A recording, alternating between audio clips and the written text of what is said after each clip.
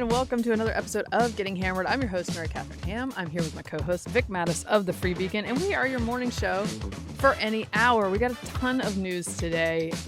The whole Middle East situation is getting it's a little hairy over there, so we're going to get into that.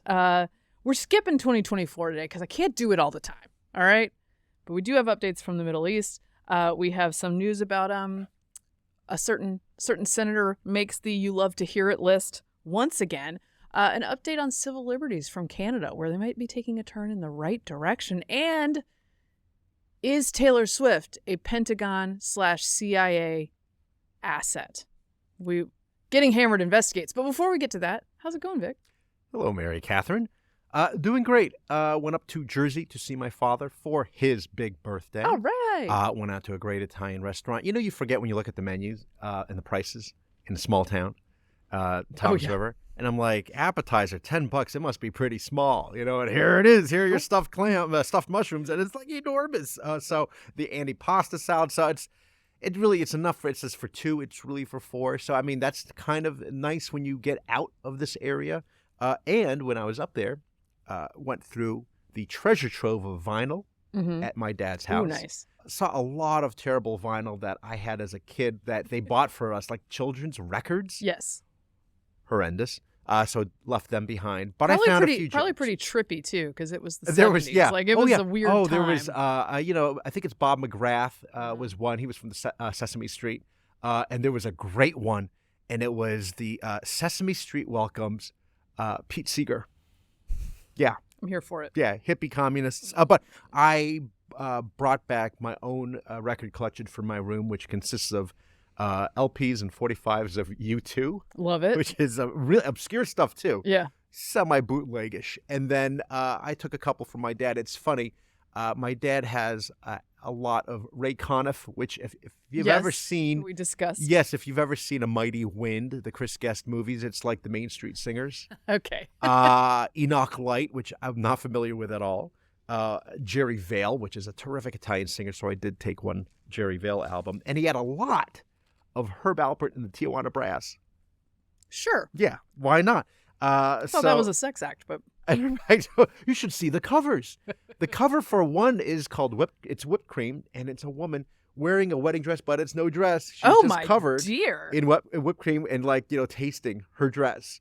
Varsity Blues before Varsity Blues. It was very good. That's two very dated references, by the way. I know. Varsity, it's a great scene and a little bit of a letdown, but a great scene. If it was in the 80s, whipped cream everywhere. I'll tell you what I did bring back, which was... and it was in prestige. It was still like in the plastic. Glenn Gould's second recording from 1981 of Bach's Goldberg Variations. And it's amazing.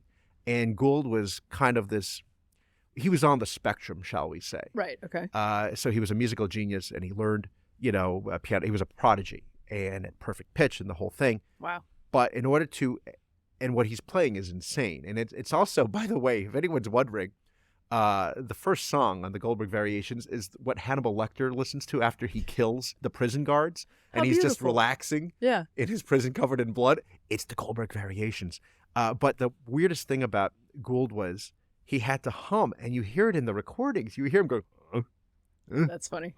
And it's a spectrum thing. Yeah. Well, one of the things that's nice about, we've talked about the old school audio, is that you get things like that. Oh. There's I don't know if I mentioned it last time, but there's a moment in When a Man Loves a Woman, where the horn is just a bit flat, and it's like like not even a half a step, right? But it is an imperfection that I always notice in that song. More musical experts than I will probably call me out and be like, "No, it's not flat." But there's a moment where it's just a tiny bit off, and it is charming. It is a different kind of all this recording. Can now be digitally fixed. It's so clean. Yeah. It's antiseptic. No, and that's it. And as you were mentioning before, when you listen on your phones, you skip around, and these things are conceptual. These albums are, there's a concept to it, and it's great. Very nice. How are you? I'm good. I was in Palm Springs for the weekend, which is real tough. So not Palm Beach. You out-palmed me. Yeah. By going all the way out to where the dry desert heat. Yes. Frank Sinatra country. To live in a mid-century wonderland for the weekend, and it was Count me in. What was this? 70 what degrees was going all on? day. What was going on in Palm I Springs? just had an event out there, and Nice. I was staying at a nice place and looking at the mountains and enjoying the poolside view. Does it get cold this time of year? Yes, in the evening and night. So I had sweatshirts and sweaters. It was good. I even draped a sweater one time because I felt like that was a Palm Springs move. That would be it. Yes. I did that. Yes. So I was out there. On the way back, I ran into a snafu I've never run into before. Well, first of all, a couple snafus that I frequently run into, which is one, I left the hotel a little bit late, which normal for me. I was like, oh, that snuck up on me. I go outside. I can't get a lift. I can't. It's not connecting. It's not finding. So I was like, oh, gosh, I thought we were going to be fine here. We were not fine. But I was at an event where like a lot of people were leaving at the same time. So once you realize you can't find a ride, you can become very bold about, hey, y'all going to the airport? Can I just hitch a ride?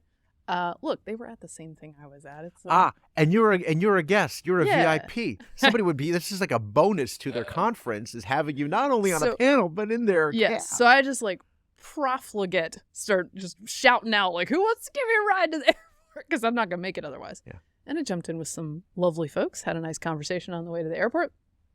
Get to the airport despite my goof up 1 hour before my flight leaves, which is a good. That's fair. That's pretty good. I mean, I would say even maybe 62 minutes before ask my flight. What leaves. airport? Is this the Ronald Reagan Airport? The John Wayne Airport? No, this Palm Springs. I don't know what it's called, but it's just the Palm Springs Airport. I don't think it's not John Wayne. But it's small, right? Yeah. So you think, nice. No big deal. I'm here more than an hour before my flight. The security line at the Palm Springs Airport, which is lovely, by the way, it's indoor, outdoor because it never rains there. So you can have, there's no precipitation. So it's like Aruba's similar, where you have like just an outdoor atrium that you can hang out in. Breeze. The security line was every bit of 45 to 50 minutes long. Oh, no. It was wild. That gives me an ulcer, though. Yeah, and everyone in the line is sweating bullets, you know. Like, what is going on? But I'm looking at my time and I'm thinking, look, good thing I mooched off those people to get to the airport, because I would have been up a creek. And I get to the TSA agent and I go show my ID and I'm like, I'm good. It's like 15 minutes before my flight starts. Boards? No, it's already boarding. Oh no, Mary Catherine. I'm telling. I was there an hour before the flight. No. I'm in line for 45 minutes. So it's already boarding, but I'm like, I can get there before the door closes because it's a small airport. If I just get through here, I can run to the gate. I'll be fine. But I'm sweating a little bit. I get up to the TSA agent and she informs me my birth date is wrong in the reservation. What? I didn't book my flight. Someone else did, not to throw them under the bus. But my birth date was incorrect. Oh, no. You can't fix that at the TSA. You got to go back to the ticketing. So I run back to the ticketing, which, again, small airport. I get back there quickly. She tells me you can come back straight back into line when you come back in, so you don't have to wait. So that was a plus. I go. She changes my birth date. Now, I was booked 10 years younger than I am, so I'll take it as a compliment. So I said, I have to change my birth date to 1980. And the woman said, how was that possible, ma'am? I'm just kidding. She didn't say that, but I know she thought that. You? Okay. I was actually dressed similarly like a teenage hooligan, so maybe she did think that. So then I get it changed. I run back, and of course, like 3 people have jumped in front of me, even though I got to get back in line. Yes. And I get into the line. It's still long. It's long once you get through the TSA agent. Yeah, because you got to get to the metal detectors and stuff. Yes, and there's a looping like Disneyland line before the metal detectors. No. What is happening here? And then... What is happening in Palm Springs? And then you got a guy in front of me at the metal detector area. Mm-hmm. How long have we been in this line, sir? How long have we been in this line? And he has not untied his boots. Nothing until now, right. He hasn't thought through what he needs to do. Yeah. And I'm watching the man untie his Doc Martens in front of me to take them off his feet. And I am about to throw together. my obviously already removed cowboy boot at his head, because this is insane. Plan ahead, guys. When you're in the line, we all know what's coming. Yeah. He didn't do it. At any rate, I'm behind him. We make it through. That the drives line, me nuts. and I had a yelling TSA agent. He was a jovial yelling TSA agent, but he was like, constantly ordering sort of the ether around. And I get to the end of the line, and I'm about to load up and run to my gate, and he says, "Please put your empty bins away." No, come on now. So I did. Normally, I usually grab extra bins and put them away. That's the kind of flyer that I am. But in this situation, I thought, look, there's plenty of people employed here who aren't doing much, frankly, who could put these away. During this ordeal, could you hear your husband from across the country yelling at you? You know what I thought? Because he would not permit. This would not happen, would it? You know what I thought? When the birth date thing happened, I thought, whew, well, I can blame it on this when I tell Steve what happened. It won't be on me. Yes. Otherwise, you'll hear the end of it. This is a connecting flight situation, and it's not early in the day, so I'm kind of going to be really screwed. So anyway, I throw these bins onto the discard pile and then run to my gate, which is, of course, up some stairs and across the outdoor atrium. And I get there, and lo and behold, there's just a giant line, and everyone's waiting in that one there, too. So I was in no danger of missing anything. And we were on the tarmac for like 20 minutes. I then pushed my luck later that night again. So I'll tell you about my priorities. We're delayed getting off the ground there. We get to Chicago. I'm switching flights in Chicago, but I'm so hungry, Vic. I'm so hungry. No. And I want to go to McDonald's and get some fries. And I think I can make it. But I order fries at McDonald's. And of course, there's like 6 people in front of me. But like, I'm only getting fries. Surely they'll just dump them in a bag and give them to me. And I think to myself, oh no, I'm going to waste $8 because that's how much fries and a Coke cost now. I'm going to waste $8 because I'm going to have to leave before my flight. Yeah, plane's boarding. Meanwhile, the woman in front of me is sort of berating the McDonald's workers. We're going to miss our flight. We're going to miss our flight. And I was like, girl, this is the risk you take. If you stop at McDonald's on a connecting flight. They're not going to rush it for you. That you have to gauge that it might not work out for you. That's what I did. I'm not gonna yell at these folks about it. But I did get my fries. And then I got on the flight, and then we sat on that tarmac for 25 minutes, and I was so happy I had fries. And just the smell wafting through the cabin. They were the greatest fries. I bet. Many people are saying. You have to eat them. So that was my adventure, and I made it home. You have to eat them in the first 5 minutes of its life. It's a very short shelf life for McDonald's. Oh, for sure. But those 5 minutes are amazing if you can get them. Yeah, I made it. As did the woman in front of me. She made it too. She got her order right before I did. Said and done. I was like, "Girl, this is the way it works. No, this is a calculated risk situation." I like to get so early at the airport where I'm sitting at a gate where there's nobody at the gate just to sit around and roam around for a while. I can't, because I've done the opposite and it's too stressful. It's a lot. I can't do it. It's a lot. Yeah. I feel like I've grown a bit. I don't do that to myself as often anymore. No, just recently. Yeah. Look, even with the snafu, I got there 62 minutes before my flight. That's not terrible, especially at a small airport. No. It should do you fine. You would have assumed that. I don't know. Yes. Everyone's getting out of Palm Springs. All right. Okay. I was born in 1990, guys. Mine would have been. Hey, the TSA believed that on the way out there. That's all I'm saying. Mine would have been the reverse. Are you sure you're not 10 years older? That's what they would say to me. Okay, let's talk about the news, shall we? Let's do it.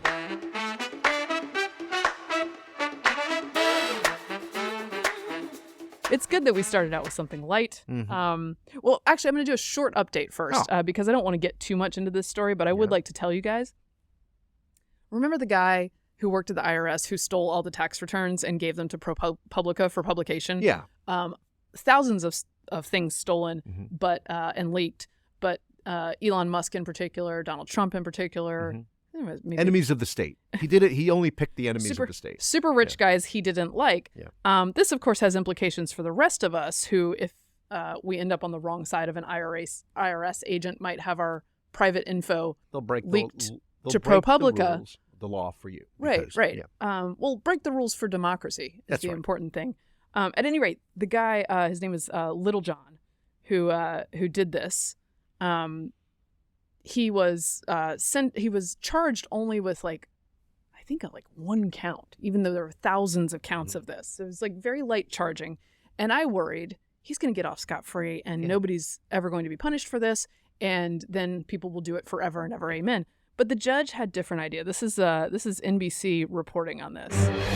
We're following breaking news. The former IRS contractor who leaked former President Trump's tax records has just been sentenced to 5 years in prison. 38-year-old Charles Littlejohn pleaded guilty in October. That's him on the right alongside his lawyer. Littlejohn also leaked the tax returns of Jeff Bezos and Elon Musk. NBC News Justice and Intelligence correspondent Ken Delanian joins us now. So, Ken, the judge had some strong words for Littlejohn during the sentencing. Take us inside what happened in the courtroom today.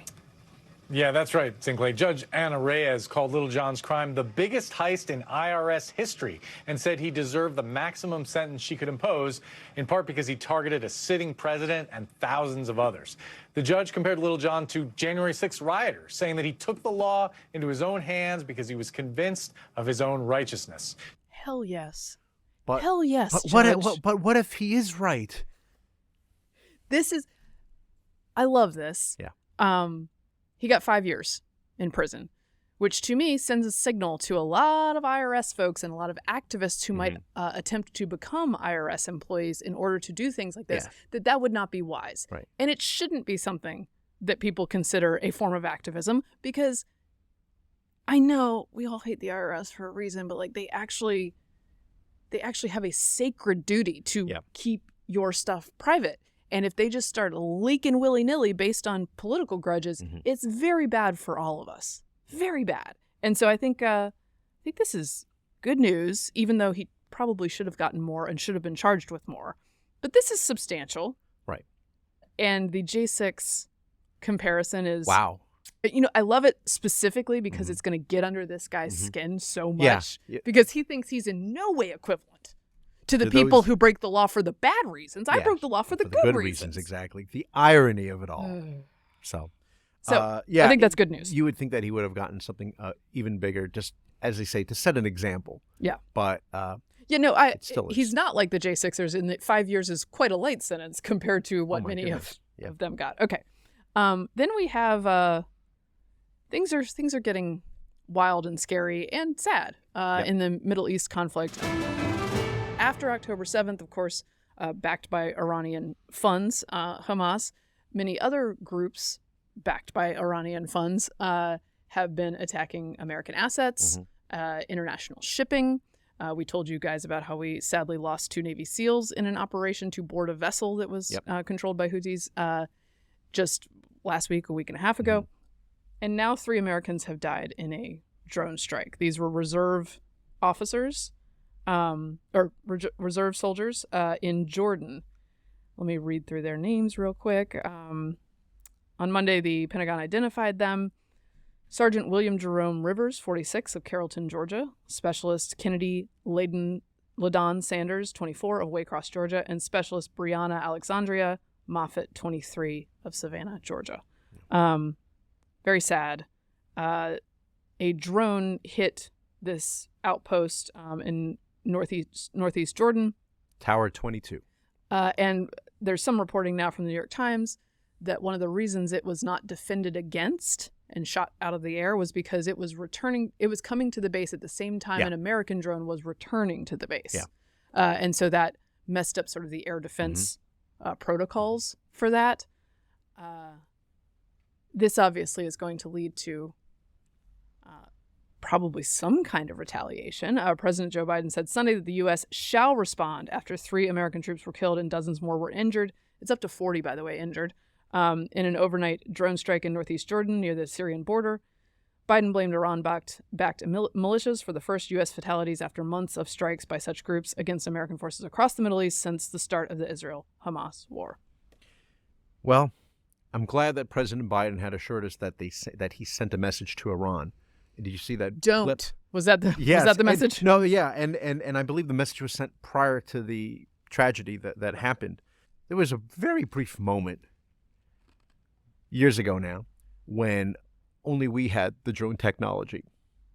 And obviously that has now changed. And we've lost that edge. Obviously there was a miscommunication when this happened.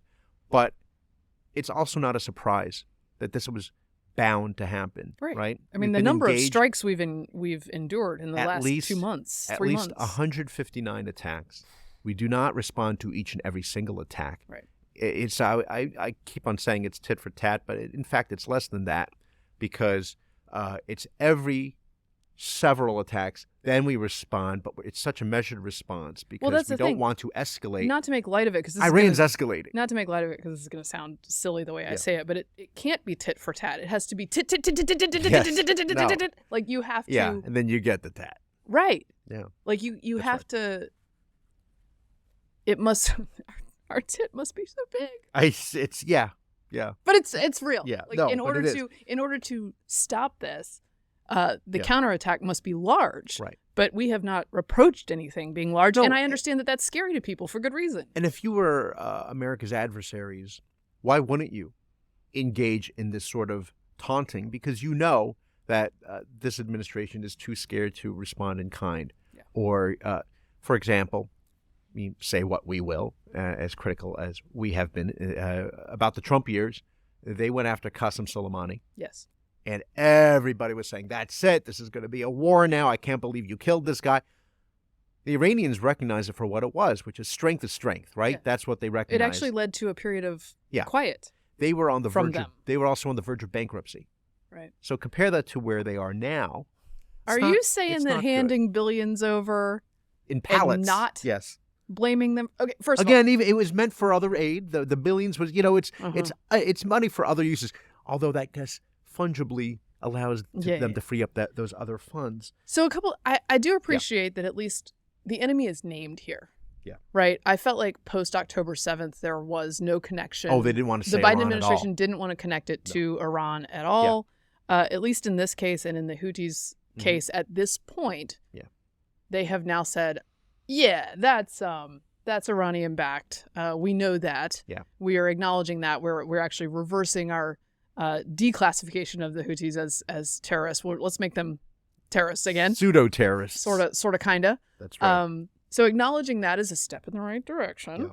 Yeah. But, what does the response look like? Mm-hmm. I understand people being very wary about that. But as you say, with the Soleimani example, that's what they recognize. Many people of the left will tell you that display of strength will lead to more violence. Mm-hmm. But what we see in the Biden administration is that a lack of display of strength has led to more violence. And by the way, U.S. armed forces deaths. Right. First in Afghanistan, where we displayed giant weakness. Mm-hmm. Now here. Yeah. Now, I mean, Iraq is supposed to be an ally of ours, but they have these Iran-backed militias operating in Iraq, firing into Jordan.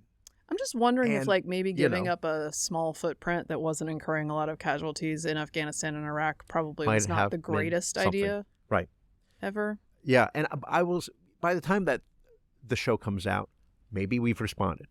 But I think, because the way that our show works is that we are a trigger for all major major news events. Yes, we will have done something by the time this comes out. Our special forces have actually landed in Tehran right now. No.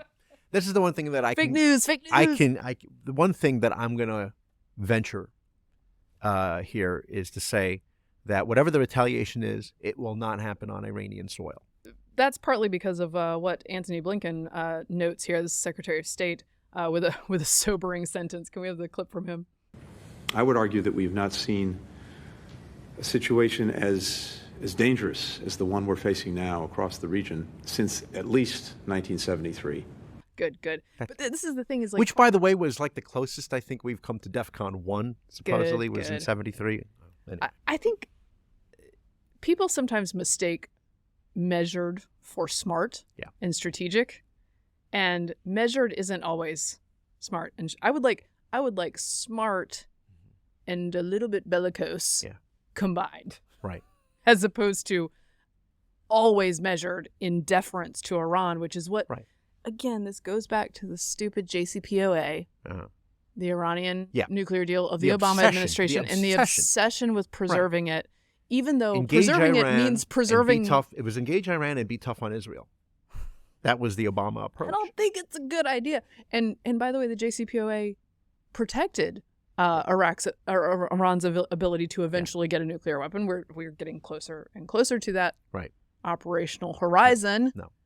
But this sort of the obsession with the idea of this thing, with the legacy of this thing, doesn't allow them to be clear-eyed about Iran. Not clear-eyed at all.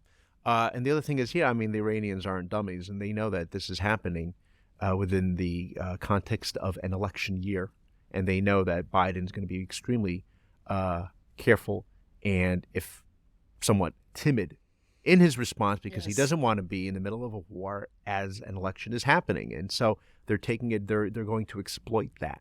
Well, and of course, there's a significant part of the right in this country and of the Republican Party that's pretty shy about intervening in these kind of things or getting too strong in response.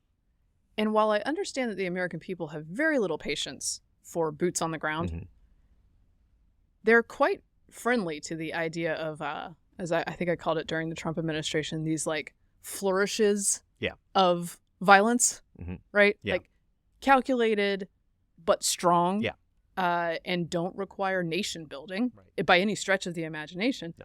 People do have bandwidth for that. Right. And I think it does keep things safer when you're willing to do that. Yeah. By the way, Kirby was asked in the press briefing, John Kirby, who has better head on his shoulders than many in the administration, like that, hey, maybe the message to Iran, which was just don't, was not good enough. Yeah. And like, bless his heart, he's doing the best job he can, but Kirby's doing a better job than he did when he was in the Obama administration. But Kirby's like, hey, we've been doing things. Yeah. We've been retaliating, which I don't think is like a terribly convincing answer. Before that we leave this subject, I must pick on Karine Jean-Pierre because she deserves it. Here's the clip. What I will say, obviously our deepest condolences go out, and our heartfelt condolences go out to the families who lost three folks who are military folks, who are brave, who are always fighting, who are fighting on behalf of this administration, of the American people. Obviously, more importantly, we lost those souls. First of all, eloquent. They do not fight on behalf of the administration. I think we all do. I think that's our duty. That's our role now. That's our role now. You don't fight on behalf of the administration. She did add the American people. When you sign up, you don't, sign over to the administration. It's a contract with the country and its people.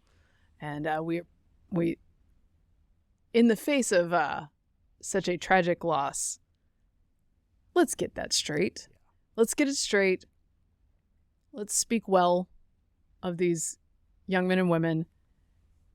And I'm begging the administration to have like some briefings with a military family other than the Bidens, because clearly they don't know these things. KJP doesn't know how to talk about this, and she should know how to talk about this. And one last point on this. After the Afghanistan disaster, and we lost 13 Marines, they were not mentioned in the State of the Union address. They should have been. There should have been people in the gallery who were of their family or units that could be honored. It was unmentioned because it was politically inconvenient to President Biden. Don't want to remind people. March 7th is the State of the Union, and I would just say, put it in the speech, guys. Put these soldiers in the speech. They should be honored, even if it's politically inconvenient to the message of the Biden administration. We'll see. It's going to depend. It's going to depend on what's happening in the world. If things are going well, maybe. Yeah. But if not, probably won't. It annoys me. Okay, an update from the Israel conflict, which is obviously related, as we're all this stuff is happening in the Middle East. UNRWA, which is the United Nations Relief Works Agency, I think. Thank you. You're Vic. welcome. That was well done. We're just about it myself. By the way, we just call it UNRWA. I love that it's called UNRWA because I feel like UNRWA is the sound that an organization that is completely corrupt and incompetent should make. And now unraveling, perhaps. UNRWA.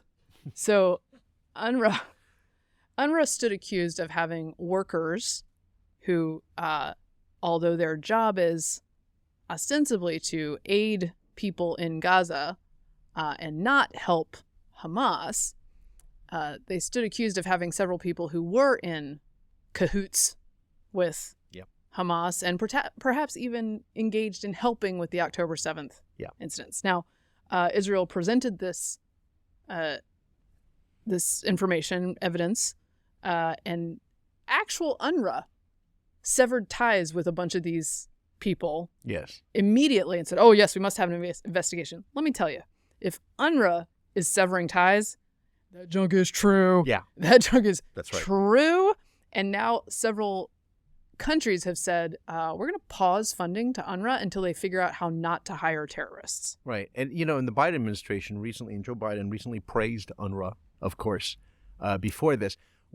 Trump had cut funding, and Biden reinstated it because the Biden administration governs in opposition to Trump's whatever they do. administration. Houthis are terrorists, then they must not be terrorists. And we've always maintained, and a lot of folks among Republicans and conservatives have always maintained that UNRWA was extremely on shaky ground and suspicious. And we talk about the textbooks and that we shouldn't be funding this agency until they change the textbooks that teach little kids, in How Gaza. to be martyrs? Yeah, how to be martyrs, and that Jews are bad. Yeah. And so now this has finally come out. We pay for this stuff, y'all. We pay for it. We do. This is your taxpayers' dollars at work. And this happened just after the International Criminal Court, right? With South Africa had filed these charges to demand that the United Nations and the International Criminal Court demand that Israel has a ceasefire against Hamas. Right. And they didn't come up to the point of ceasefire, but the court did rule that that Israel must do everything in its powers not to commit genocide and do the things basically that it's doing right now. Can you just hit strictly terrorists, because that's easy to delineate in this environment since they have special uniforms. Just like Hamas did on October 7th, only going after combatants, of course. And it wasn't just Hamas, as the Free Beacon has done reporting on this. So the UNRWA thing comes out, and props to the Wall Street Journal also for exposing the story, as well as the Israeli government, who obviously presented this to the U.S. and other allies. The number that I hear is 10% of UNRWA have some affiliation with Hamas or Palestinian Islamic Jihad. That comes to about 1,200 people. 1 out of 10 ain't bad. And the Vic? ones, and think about so as you were mentioning, Mary Catherine, think about the ones that UNRWA had to let go and sever ties with. Those are people who actually were either doing the killings themselves, they were providing ammunition, for example, and they were aiding and abetting in other ways and helping in kidnapping.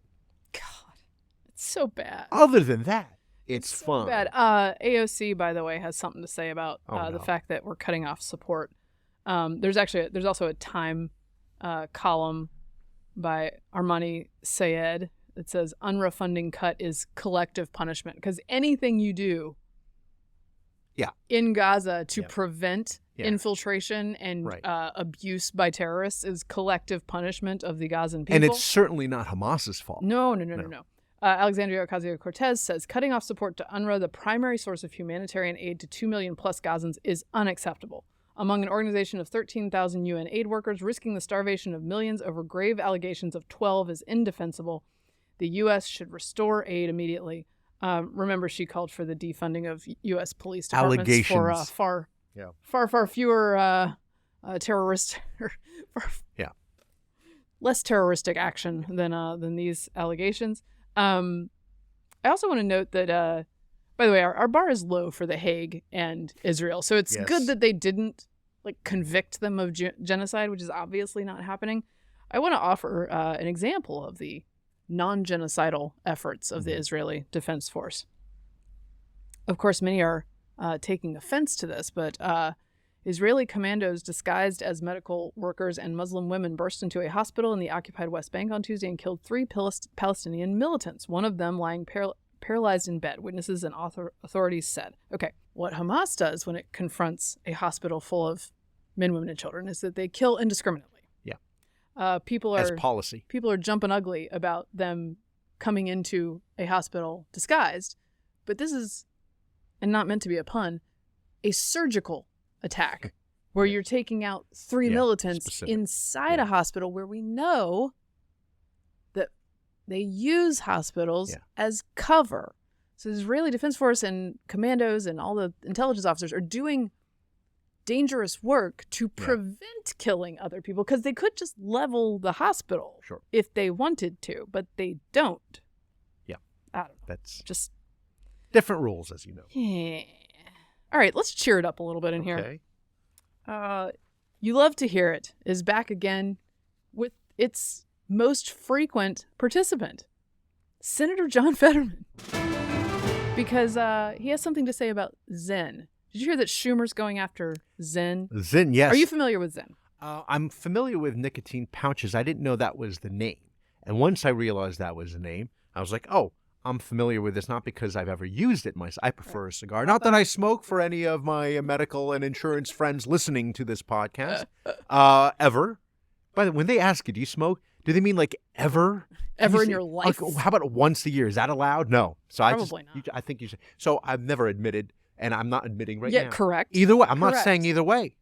Insurance people. I can neither Doctors. confirm or deny. Yeah. Even like okay, before we get off on that tangent, extended relatives, shall we say, in-laws per se, not my parents-in-law, by the way, but, you know, hardworking Americans. They do hard work. They like the nicotine patch. They don't want to smoke. Well, and they don't, like, it's less... It's not dip. It's less messy. It's less messy damaging. than dip. It's also less damaging than dip. Yeah. It's But it gets essentially them- a cleaner Yeah, and it nicotine gives hit. them a little kick. It gets them going, you know. And Focuses so, the mind, so I've heard. yes, I've seen it, and I've been offered it, as if we're talking about drugs. By I know, the way. right? I feel so weird. This is up until now, and It's gonna hopefully, be treated like for the that. foreseeable future. Yeah, are we is a- talking about heroin? I'm sorry. It's- It's the same thing, isn't it? It's the same thing. It's just a legal product. yeah, it's the same class of drugs. And Schumer wants to go after Okay. Zen. Yes. Okay. So John Fetterman had something to say about that. He was asked about it. We have this clip. I'm going to err on the side of more freedom and personal choices of those kinds of things. And I made that same argument when I wanted to legalize marijuana. Like, and you know, more than 500,000 Americans die every year from smoking and tobacco, or you know, tens and tens of thousands die from alcohol. And I think there's bigger issues to address than that product. So I don't support it, and I would never support snuff or chewing tobacco, but it's available. The left must be wondering, who are you and what have you done with John Fetterman? Because As Stephen Miller or Red Steez on Twitter says, he lives with us now. I'm sure he's a D in many ways. And we see this all the time. A lot of his positions, I'm sure, would just drive us crazy, and we would strongly disagree. However, he is driving his own side nuts right now. And Also, just he's gonna err on the side of more freedom and personal choice. If that I should could be get, his quote. That should be his slogan. Vote if for I John could get Fetterman. More every- freedom and personal choices. if you I could know, get so, every senator to live by that sentence, and the trade-off would be that they all wear hoodies and shorts, yeah, I'll do it. it's I'll do it. It's this libertarian streak that's been. I mean, look, I think he's a great lesson in Twitter is not real life, because activists are very angry at him. Pennsylvania is not very angry at him. No. Pennsylvania likes him. Yeah. He has great numbers in Pennsylvania. You know what? I don't see much of Mrs. Fetterman anymore. I have noticed that too. We had a switch. Just saying. We had a switch in who was more available for press attention, and to me, this is the better version. A, because he's the elected one, and B, because he says smarter things. Look, can you imagine if you played this tape of me talking about Senator John Fetterman to me from summer of last year? Yeah, no. Anyway, okay, I'd say, oh, I didn't know you were on Pod Save America. He's also standing up to protesters, speaking of activists that are angry at him, who came to his home to yell at him. I believe the chant was, Fetterman, you can't hide. You're supporting genocide. I think we have a little bit of audio of that. Fetterman, you can't hide. You're supporting genocide. Fetterman, you can't hide. You're supporting genocide. Fetterman, you can't hide. You're supporting genocide. Fetterman, you can't hide. You're supporting genocide. Fetterman, you can't hide. You're supporting genocide. That's their left flank showing up at his house. Which, by the way, don't do that. Just as a blanket rule, just don't show up at people's houses. It's bad for democracy. I know these guys fancy themselves real democracy fighters, but don't do that. He stands on the roof. Oh, I didn't know about this. No. He stands on the roof of his condo complex or town hall complex, whatever it is, and waves a giant Israeli flag at the protesters because, he truly can't hide because he's like 6'8". He is a giant. He could really crush any one of these latte boys with a pinky, and he's up there just waving the flag like, no, I will not hide. Mm-hmm. Here I am. Man, who is this guy? No, it's nice to know the Democratic Party lost over the years a number of very pro-Israel defenders in the Democratic Party, and more recently they were primaried out. But it's nice to know that they've gained. He counts for multiple members, just physically. I hope that's how it works. Maybe he could have an influence on Casey, who is the other Pennsylvania senator. All right, I want to add also just a thought about. I had an op-ed in Real Clear Politics. Do you remember AB 5? Yes. In California. Okay. Oh, yes. Right. So gig workers. Yes. So AB 5 passed in California in 2019. It's notorious among those who do freelance work, particularly in California, because many of them had their livelihood stripped from them by this stupid bill. It's a very ill-conceived attempt at, as it always is from the left, to protect workers and give them more benefits. But as a result, what always happens is that they lose their jobs. Yeah, the unintended consequences. Right. It's actually just deprives people of freedom. So in California, they implemented this passed in 2019 and implemented in 2020. And what it did was it was so strict in calling, you were able to classify yourself as an independent contractor or a freelancer. The rules were so strict that it basically outlawed independent contracting work in California. They realized it was such a disaster that they scrambled to add all these exemptions. The exemptions are now 20 times longer than the actual original law. And of course, those exemptions are created with what? Political clout, lobbying. Yeah. So if you're not powerful, you don't get an exemption. If you have pull with them, they'll make exceptions. There's all these industries that are exempted. There's tons that have been hurt. I was talking to somebody about how freelance transcription services basically don't exist in California anymore. Community theaters started shutting down because, of course, they don't hire full-time actors for their plays. Well, they must and provide full coverage. No, that's the idea. Is the left wants them to provide full health coverage and minimum wage benefits under these laws to anyone you employ at such a strict level that you end up not being able to employ anyone unless you want to do it illegally. So, even though this was such a disaster, a dumpster fire, as it was called by the activists in California who were subject to it, and people have moved out of California to avoid it because they have to have a livelihood elsewhere, the Biden administration is attempting to implement the same thing through the Department of Labor. A rule they passed, which has already been passed, it is now implemented, which would enact similar requirements. Nationwide. They love to double down. And it will scare the bejesus out of any company that it's attempting to employ independent contractors, because the rule is 339 pages long, and you have no idea how to prove nobody knows what's that you're an independent contractor and that that's the correct classification for you. And if you run afoul, what will happen to you? Terrible things, right? So, and you neither have the time nor the resources to handle that. Especially in this booming economy, this is such a great idea, especially post-pandemic, when people need more flexible schedules, when they want more flexible schedules, when one of the reasons all these people work freelance work is because it gives them all these advantages. This rule, in a very real way, is going to take away a lot of that freedom. And I am mystified that they think this is a good idea. Yet again, the road to hell is paved with good intentions. Good intentions. Well, and the truth is, the intention is to unionize more workers. Right. That's what they want to do. Now, there's a study, a George Mason Mercatus Center study of AB5 that finds, in fact, oh, surprise, surprise, when you raise the cost of employing people, you get fewer people employed.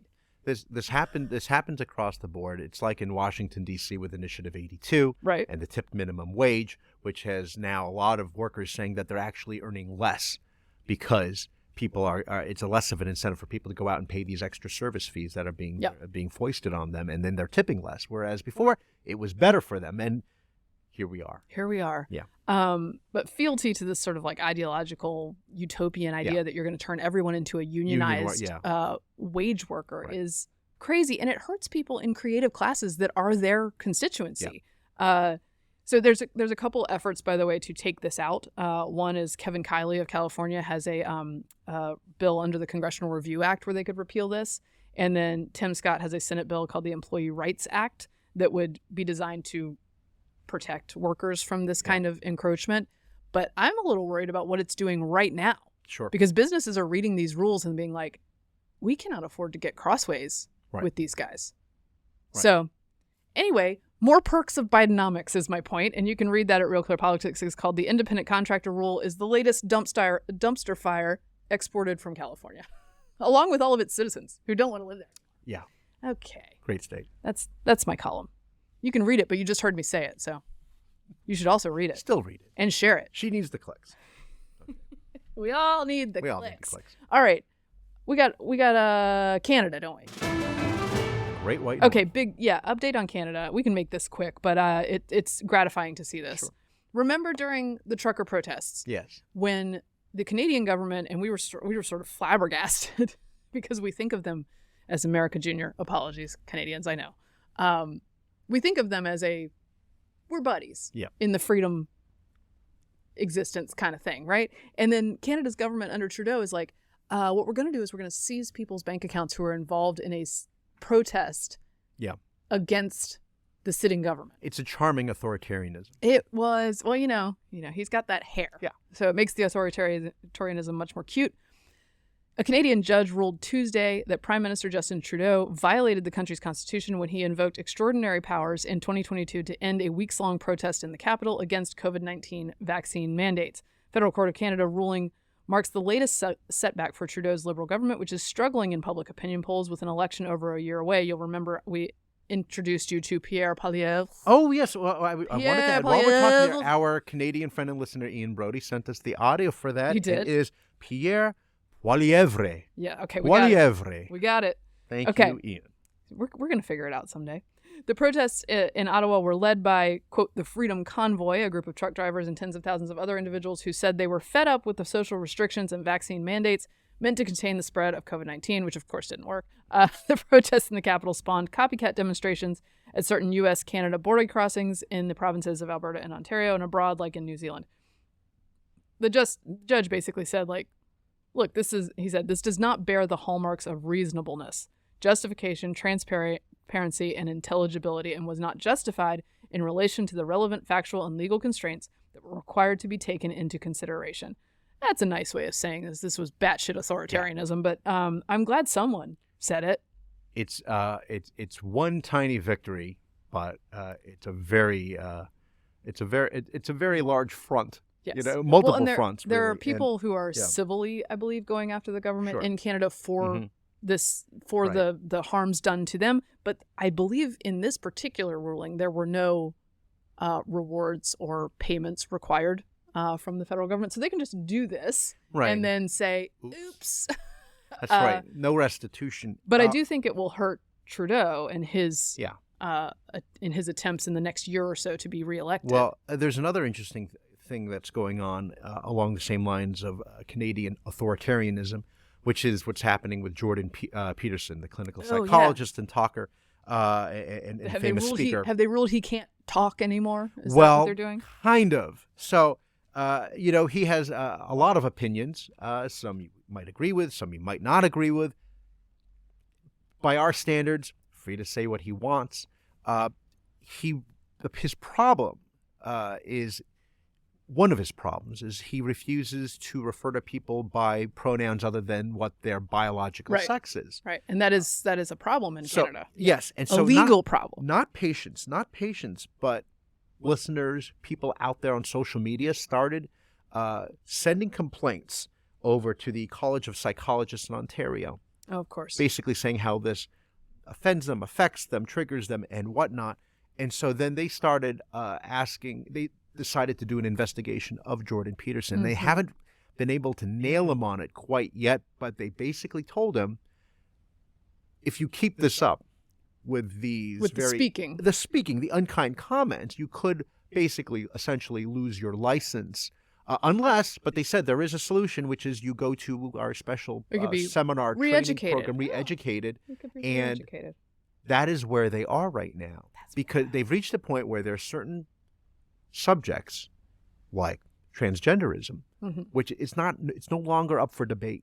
Right. It's the sun comes up in the east and sets in the west. By the way, Abigail Schreier, who was the writer of one of the first books on the sort of the part of transgenderism that is according to research, looks like a social contagion among teenage girls. Yeah. She wrote Irreversible Damage, I believe in like 2020 or so, and it was verboten to discuss this at all. And she was, I want to talk about book banning. She was actually banned from Amazon. They took her book off Amazon at one point. Wild stuff, not in bookstores.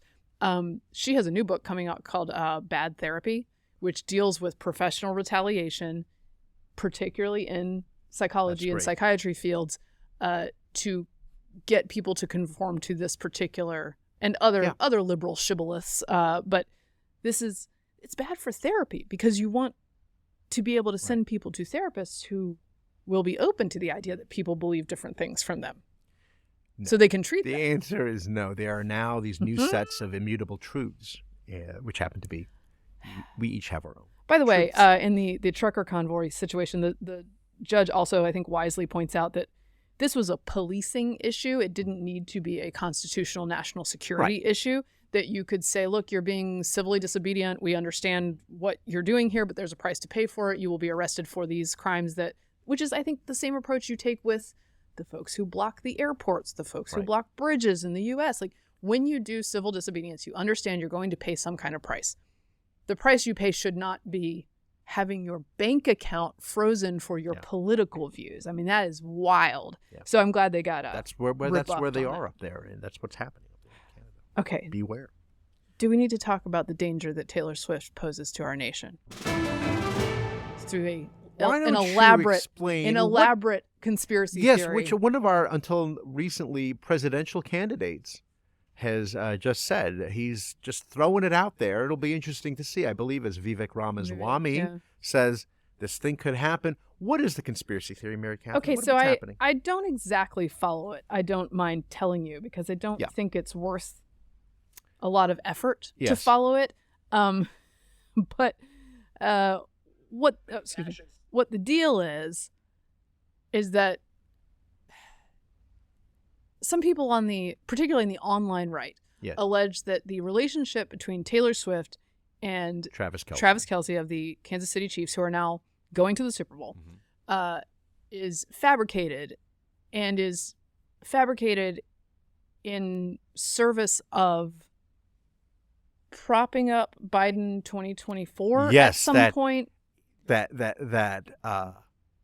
the Chiefs are going to win so that Taylor Swift gets to, go down to the field, give him a big kiss, and then on air endorse Joe Biden is the plan. Is that the plan? Okay, look. Supposedly. And also something about the colors of the NFL colors predicting who the winners are. Yeah, but you know what? It didn't work this time. It didn't work this time because the logo is purple and red, so people were saying it'll be either the Chiefs and it'll be the Chiefs. The Ravens was supposed to be the other team.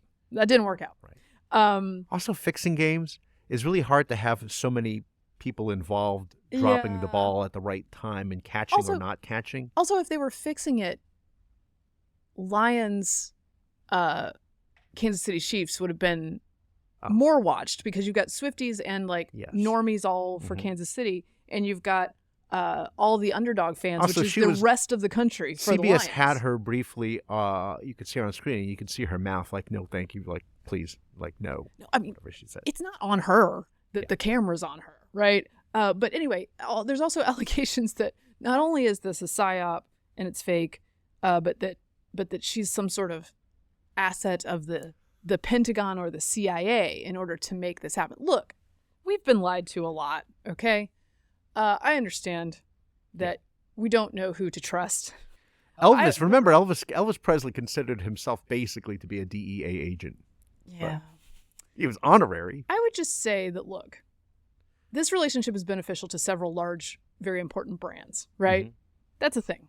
NFL, Taylor Swift, the two biggest brands arguably in the United States. Sure. But just because it is beneficial, it makes money for people, does not mean it's totally fake. And also that it is a Pentagon psyop, right? Like, that's next level, as they say. Pop culture has been doing sort of advantageous marriages of houses for many, many decades. Yeah, sure. Think old Hollywood studio. Studio. Of course. Sort of fluffed up matchmaking, even romantic if, connections, even if right? one of their orientations it might not even be. Correct. That kind of thing has been happening for a long time. You can argue like that this looks like one of those things to you. Fine, look, I'm rooting for him. I think it'd be great if she settled down with a golden retriever of a manly football player. He's a man who has no emo feelings hardly at all. He's not one of these slender guys. You ever see like the European fits? That man is not slender. These narrow figures now. Yes. They can wear these Burberry outfits. They're very narrow-chested people. These Burberry outfits. No, these Burberry. You look at these European cut suits. Yes, that's right, Jennifer. The Burberry outfits, and they're like really narrow. I'm like, I'm not wearing that. Mm-hmm. And so, his neck size is probably mine.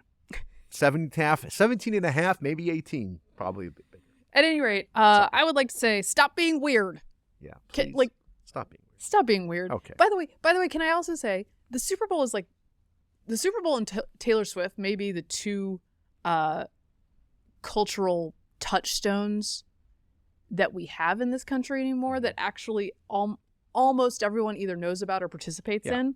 And I would suggest that that's because a lot of people like those things. Yeah. And I would also suggest that even in its moments of wokeism or whatever, I was not a huge fan of all the anthem protesting and that whole thing. Even in those moments, the NFL is a place and football is a place where aggression, like sort of combat, meritocracy, strength, all these things are honored. Yeah. And it's like the most popular thing on TV by huge long shots. Yeah. That might be a cultural win for the right that they should embrace instead of alleging insanity. Just act normal. Host a Super Bowl party. Makes it look bad. Yeah. This ain't winning votes. No. Trump's going to be talking about this, isn't he? And by the way, they may endorse Biden, but that's because she's a 30-something liberal woman. Yeah. The idea that she was going to, endorse Trump? I got to say, the Kelsey family doesn't read left of center. I'll tell you that much. Yeah, no. On the other hand. Okay. I have a listener call out Mary Catherine. Okay. Which is, first of all, people really enjoyed our brief teaser discussion about music videos. Sending us all sorts of ideas. We got to do an ep. We will, because I already know what my number one video of all time is, and I'm going to save that. Ooh, save it. I'm going to save it, and you're going to be so surprised. Actually, probably not. But one of our listeners, Jeremy Senderowitz. It's White Snake with Tawny Katane. Even better. Okay. You're not going to. It'll blow your minds. Right. It'll blow your minds. Put a pin in it. Anyway, Jeremy sends us a link to this amazingly talented and charming, translation hot, drummer named Domina Sant'Antonio. She's just an extremely talented drummer playing you give her any rock song, any pop song, she's into it. And she'll figure it out. I found myself ensnared. Thank you. That wraps up this episode of Getting Hammered. Beautiful. Remember, you can subscribe to us on iTunes, Google Play, and YouTube, and you can follow me on Twitter at Victorina Mattis. I'm at MK Hammer on Twitter, at MK Hammer Time on Instagram, still dressing up like a fool, so you can check that out there throughout the Super Bowl. Maybe I'm a psyop. Has anyone ever thought of that with my several thousand followers? Thank you for getting hammered responsibly. Oh, and read me on Real Clear Politics. This has been a Nebulous Media Podcast.